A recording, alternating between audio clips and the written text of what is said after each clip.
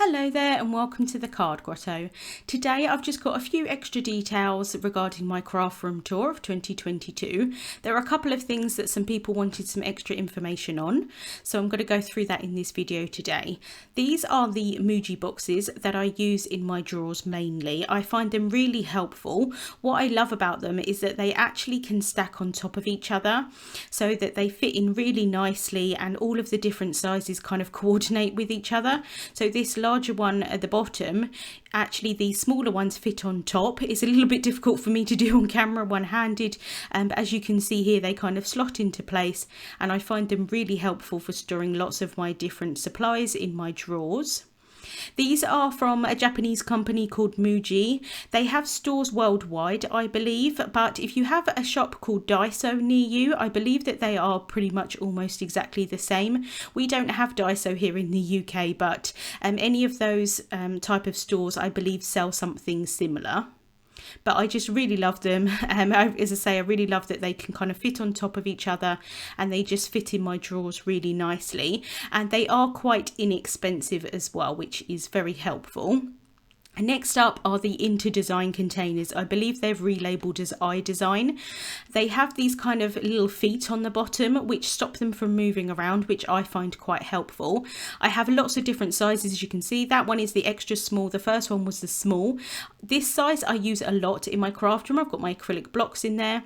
This longer size I use for card bases, so I'm going to score them to make top folding cards. And then, like I said, these ones I use for loads of things. I've got my card panels in there, as you can see, my acrylic blocks. I also use that size for my ink blending brushes. They are a little bit more expensive than some other containers that you can purchase, but I personally really love them, and I think that they are worth the investment if you have the money for them. They'll last forever. I don't see these ever breaking. I've had none of them break or anything like that, and a lot of them I do have some heavy items in, and I just quite like that they're clear as well. Two other type boxes. This one here is the Varia box from Ikea. This is the smaller size. I believe they have a larger size as well, and this fits my A2 sized envelopes in perfectly. I really love this size to be able to fit the envelopes in, and I just have them divided by company in this box. I also use these boxes for video making, and I put all of my products in there before I'm going to film so that I've got them all together. And these other boxes are just clear plastic boxes that I purchased off Amazon, and I have A6 size, which is the smaller one here, and then A5 size as well. The A5 size I fit A2 size cards and envelope packs in, and then I've also got some square envelopes in there and mini slimline envelopes, and I use them again throughout my craft room. Next up are a few kind of dust covers. These are from Ruth's Reusables on Etsy.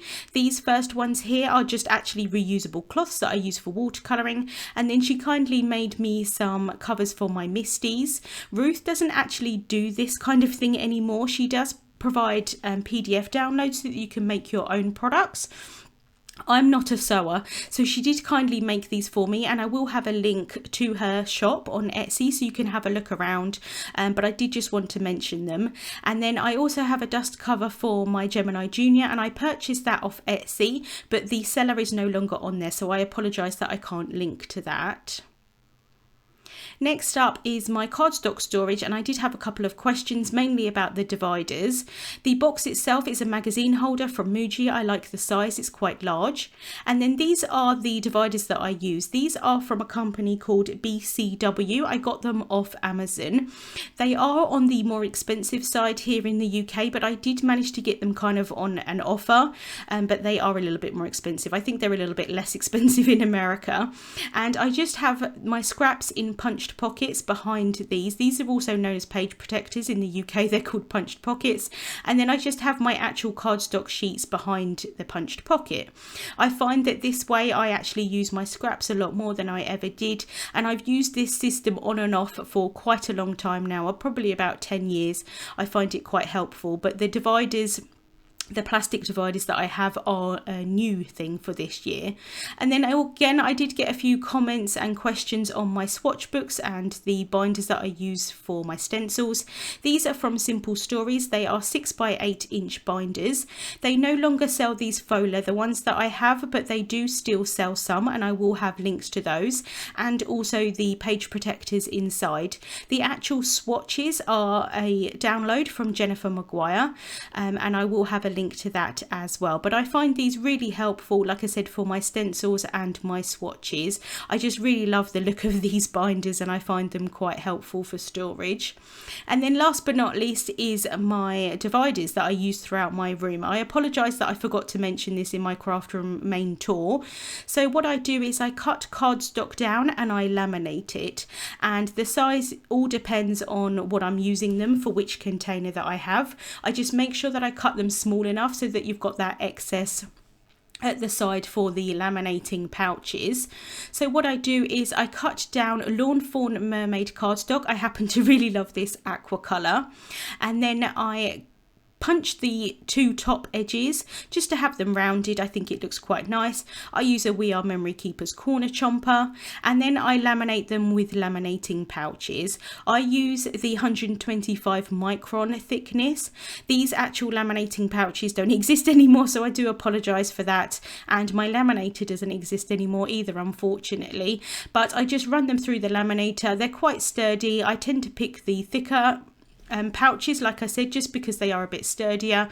I cut the two top corners after I've laminated it with some scissors, and then I just label them with a clear label tape, just so that I can remove them if I want to, and then I've still got the divider so I can kind of change them around in my craft room. So that was a few extra details on my craft room tour. Like I said, I apologise that I didn't mention them in the actual video. Links to the products that I mentioned in this video are linked in the description bar here on YouTube. Thank you so much for watching, and I'll see you soon.